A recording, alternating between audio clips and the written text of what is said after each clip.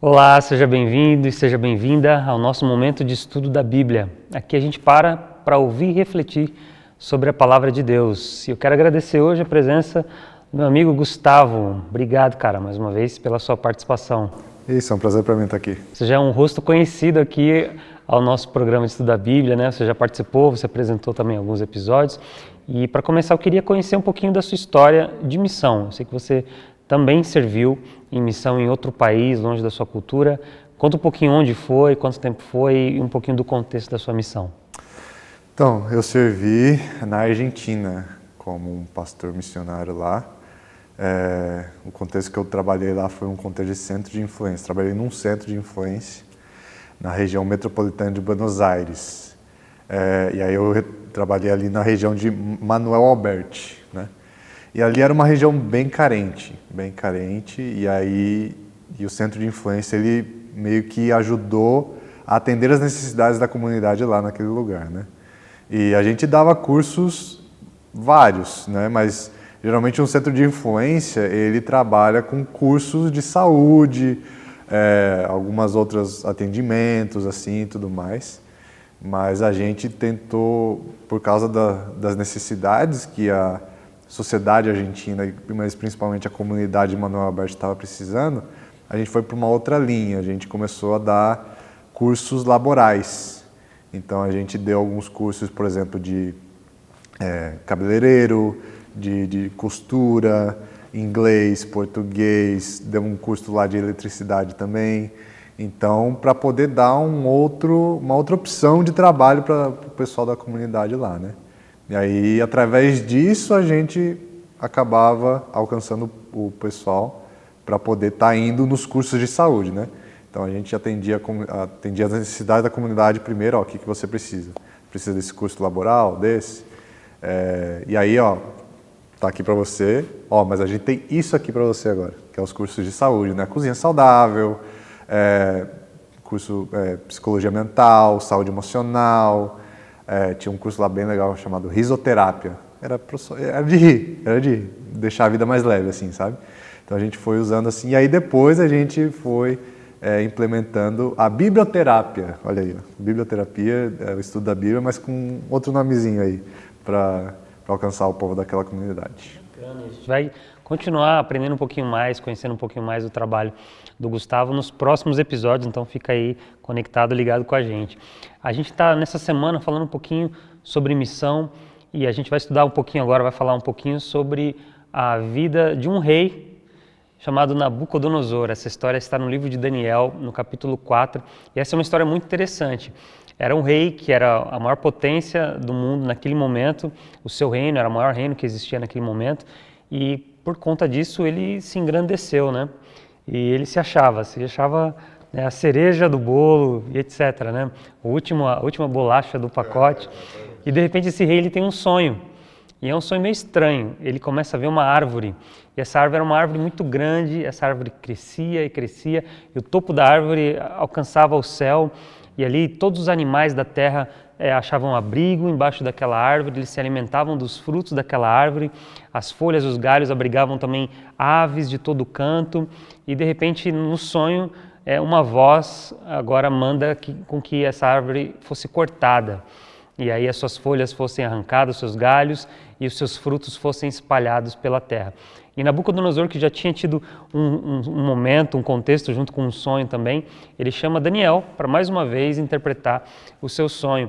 E a interpretação do sonho de Nabucodonosor por Daniel, a gente encontra no capítulo 4, a partir do verso 24, diz assim, a resposta de Daniel para o rei. Esta é a interpretação ao rei e este é o decreto que o Altíssimo emitiu contra o rei, meu senhor. Tu serás expulso do meio dos homens e viverás com os animais selvagens. Comerás capim como os bois e te molharás com o orvalho do céu. Passarão 7 tempos até que admitas que o Altíssimo domina sobre os reinos dos homens e os dá a quem quer. A ordem para deixar o toco da árvore com as raízes significa que o teu reino te será devolvido quando reconheceres que os céus dominam. Interessante essa questão aqui do sonho de Nabucodonosor. Claro, o texto diz aqui claramente que está ligado à vaidade, né? Ao fato do rei não reconhecer Deus como sendo soberano, como sendo criador. E aí minha pergunta para você, Gustavo, é a seguinte: como é que na nossa vida também a gente muitas vezes, do mesmo jeito, assim como o rei Nabucodonosor, a gente também se esquece de que Deus é soberano, de que Deus é quem abre as portas, de Deus é quem é o mantenedor na nossa vida. Então, como é que a gente pode evitar que isso aconteça e reconhecer esses sinais de que de repente a gente não está dando a Deus o devido crédito e reconhecendo, né, Ele como sendo soberano na nossa vida? Eu acho que é muito uma confusão que as pessoas fazem de achar que muitas das conquistas delas são por conquistas próprias, tipo por benefício próprio, no caso, né? Não, eu conquistei, eu fiz tudo e é isso que eu mereço. Então a gente, por causa da nossa natureza pecaminosa, a gente tem uma tendência em achar que merecedores de coisas maiores. A gente merece a morte, é isso que a gente merece. Porém, Deus, em sua infinita graça, em seu infinito amor, mandou Jesus para poder estar oferecendo, para oferecer Ele como um sacrifício próprio e nos dar a oportunidade de salvação. A gente não merecia nada e Deus nos deu tudo, exato, né? Exato. Então, a partir do momento que a gente entende isso, que eu não mereço nada, que na verdade eu mereço a morte, mas mesmo assim Deus me deu tudo, aí eu começo um processo onde a gente pode estar sendo humilde e entendendo realmente o nosso valor. O nosso valor, digamos assim, ele meio que é paradoxal, sabe? Somos muito importantes para Deus, exatamente. Mas ao mesmo tempo, né, nós vemos do pó. Né? Exatamente. Nós, por causa do pecado, nós, realisticamente falando, a gente não é nada, mas Deus deu tudo para a gente. E essa mudança na mentalidade, ela precisa de um reset, né? Para a gente começar a pensar através desse prisma que você está falando. Tem uma história que é boa para a gente entender, talvez, esse recomeço na vida, né? Ela está no Evangelho de João, capítulo 3, resume para a gente a história do encontro de um grande líder religioso, Nicodemos, com Jesus. Cara, a história de Nicodemos é muito interessante, porque Nicodemos ele era um dos principais líderes religiosos da época. Então, não sei se você assistiu o show The Chosen, ele meio que dá um contexto, assim, meio que coloca meio que visualmente como que era Nicodemos. Ele está na primeira temporada. E é bem interessante ver a influência que Nicodemos tinha na época, né? E Nicodemos ele vê todos os milagres de Jesus que Jesus estava fazendo e aí ele fica assim, peraí, o que está acontecendo? Deixa eu investigar. Exatamente, deixa eu investigar. Esse cara está fazendo blasfêmia. Mas aí quando ele está vendo os ensinos de Jesus, peraí, o que ele está falando está certo? Como que ele está falando blasfêmia? E aí ele vai, mas para não ser pego, digamos assim, pelos outros líderes religiosos, ele marca uma reunião escondida com Jesus, né? E aí Jesus vai lá e fala assim, Nicodemos, vou te mandar a real, você precisa nascer de novo. E aí Nicodemos ele não entende, peraí, como que eu vou nascer de novo? Eu não posso voltar para o ventre da minha mãe e nascer de novo. Como assim? E aí Jesus vai lá e fala, você precisa ser batizado da água e do Espírito, para que o Espírito Santo possa vir sobre você e aí a partir daí você possa ser uma nova criatura, uma nova pessoa. Então, a história de Nicodemos ela é muito interessante nesse aspecto, porque não existe pessoa que não precise de uma transformação. Não existe pessoa no mundo que não precise passar por uma mudança de vida. Por causa do pecado, todos nós precisamos dessa mudança, dessa transformação na vida. E ela corre através do batismo. Através do batismo eu aceito que o sacrifício de Cristo, tudo aquilo que Deus fez por mim, e aí eu estou falando para Ele, eu aceito a sua graça, eu aceito a sua salvação, e agora eu quero ser uma nova pessoa, eu quero ser uma nova criatura, vivendo de acordo com aquilo que o Senhor me diz para viver, né? Então, esse é o processo do batismo. Ele é um processo contínuo, ele não termina na hora que a pessoa emergiu das águas. Não, é um processo contínuo até o final da vida. Interessante que você falou, e o texto bíblico diz, né, que a necessidade do batismo nas águas e no Espírito, né? Sim. As águas, esse simbolismo, né? Primeiro, de que, de fato, você está sendo uma nova criatura, né? Sim. Então, até esse movimento do batismo, né? Ele lembra um pouquinho o sepultamento, né? Sim, Você morre e ressurge para uma nova vida, uma nova realidade, um novo mindset, né, vamos colocar assim. E é um compromisso público também, você demonstra para todo mundo que você, a partir de agora, assumiu um compromisso, um relacionamento com Jesus Cristo e aceitou a responsabilidade também, né, de agora compartilhar a sua fé e o amor de Deus com outras pessoas. E o outro componente, que é o Espírito Santo, que é quem de fato vai fazer essa transformação na nossa mente, no nosso coração, e vai ajudar a gente a lidar com problemas e questões nas diversas áreas da vida, né? E uma dessas áreas que a gente vai ver aqui na próxima história, no próximo exemplo, é a área financeira. Jesus também tem vários encontros na Bíblia, e um desses encontros, a Bíblia diz que ele se encontra com um jovem rico. E aí o jovem rico chega para Jesus e faz a pergunta que vale, né, $1 milhão, né? O que eu preciso fazer para ganhar a vida eterna? E Jesus cita lá alguns dos mandamentos, né, que a gente encontra dos 10 mandamentos em Êxodo 20, mas o jovem responde assim: não, mas isso aí eu já fiz, tudo isso eu faço desde que eu sou pequeno, eu faço tudo isso daí. E aí Jesus fala assim: bom, se você quer ser perfeito, isso aqui está no capítulo 19 do livro de Mateus, no verso 21. Se você quer ser perfeito, vá, venda os seus bens, dê o dinheiro aos pobres e você terá um tesouro nos céus. Depois venha e siga-me. É claro que essa questão aqui parece que Deus não quer que a gente seja próspero ou que a gente não tenha muito dinheiro, né? Mas talvez aqui, para aquele jovem, para aquela pessoa, para aquele indivíduo, a questão financeira era algo muito importante na vida dele, às vezes até mais importante do que o seu relacionamento com Deus.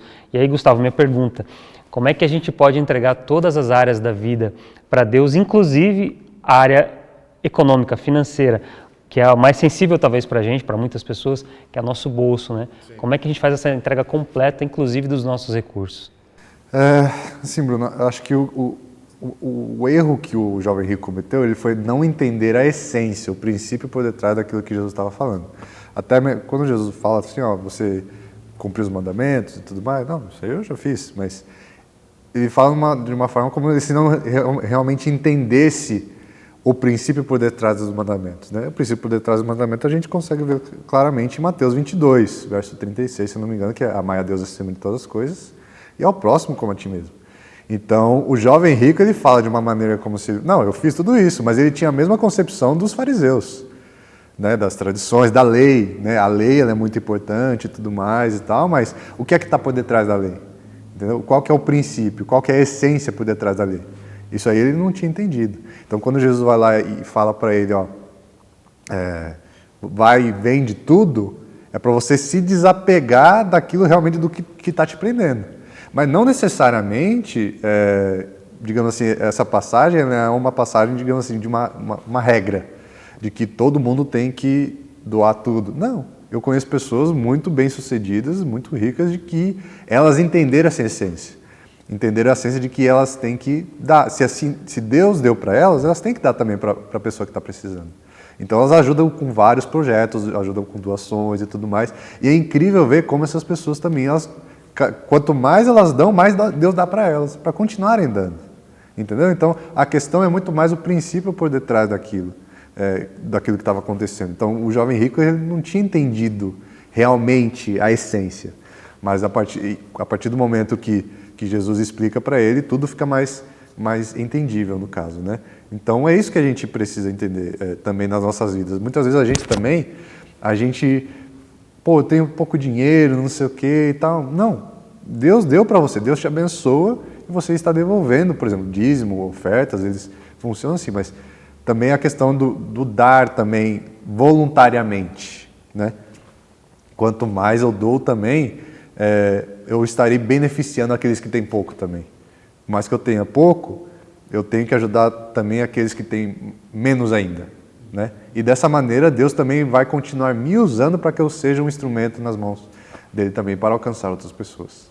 A gente viu aqui uma progressão, né? Nós estudamos histórias, exemplos de 3 personagens bíblicos. Começamos com um rei que tinha dificuldade em reconhecer que tudo aquilo que ele tinha, suas bênçãos, as oportunidades e a riqueza eram, na verdade, bênçãos e dádivas de Deus.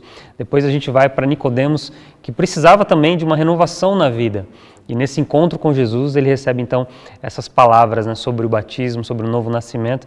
E a gente conclui o estudo de hoje também com a história do jovem rico, que acreditava que tinha um bom relacionamento com Deus, mas nesse encontro com Jesus, a gente viu que Jesus diz para ele que faltava ainda alguma coisa, né? E para que ele de fato fosse um seguidor de Jesus. Então, que esse estudo aqui tenha sido bom para você, que você tenha, através desse estudo da Bíblia, tido um encontro com Deus e tenha tido a oportunidade de se arrepender, de ter a sua mente, a sua vida, o seu coração renovados, assim como eu e o Gustavo. E se você tem alguma pergunta, alguma dúvida sobre o estudo de hoje ou sobre algum outro tema bíblico, deixa aqui nos nossos comentários, manda uma mensagem para a gente. Também se inscreve aqui no nosso canal e se foi um vídeo e uma mensagem que foi significativo para você, compartilhe com outras pessoas para que elas também tenham acesso a esse conteúdo. E a gente quer lembrar que nós estamos aqui no estado de Michigan, na cidade de St. Joseph, aqui no endereço 2929 Niles Road, e a gente se reúne todos os sábados aqui às 11h30 da manhã, e a gente tem esse momento aqui em comunidade, estudando a Palavra de Deus e também compartilhando das experiências e crescendo uns com os outros. Obrigado, Gustavo, pela participação no episódio de hoje. Encerra para a gente com uma oração, por favor. Pai querido que está nos céus, muito obrigado, Senhor, pela oportunidade que o Senhor nos deu de estarmos aqui estudando a sua palavra. E, por favor, Senhor, te pedimos que as lições, os ensinamentos que aprendemos aqui possam ser colocados em prática na nossa vida e também ajude a todos os nossos seguidores que estão assistindo aqui também, para que eles possam ter também a cada dia, Senhor, uma íntima comunhão contigo, cada vez mais um relacionamento íntimo com o Senhor. Muito obrigado, Senhor, por tudo, em nome de Jesus. Amém.